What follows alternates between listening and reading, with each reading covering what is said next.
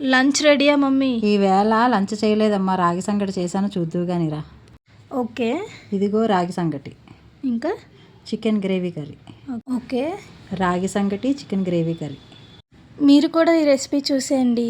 ఈ రాగి సంగటికి మనం ఓన్లీ కోటా రైస్ మాత్రమే ఉడికించుకొని చేసుకోవాలన్నమాట. ఎందుకంటే కోటా రైస్ అయితేనే మనకి బాగా జిగురుగా నీట్గా వస్తుంది. కాబట్టి ఇప్పుడు 1 గ్లాస్ ఆఫ్ కోటా రైస్కి 3 గ్లాసెస్ ఆఫ్ వాటర్ వేసుకొని రైస్ని బాగా ఉడికించుకోవాలి. ముందు వాటర్ ఎప్పుడైతే వేసుకున్నామో అందులోనే సాల్ట్ వేసేసుకోవాలి. ఇలా రైస్ని బాగా ఉడికించిన తర్వాత ఈలోపు రాగి పిండిని జస్ట్ ఒక 1 కప్ ఆఫ్ రాగి పిండి తీసుకొని అందులో కొంచెం వాటర్ వేసుకొని ఇలా ముద్దగా కలుపుకొని ఉంచుకోవాలి ముందుగా.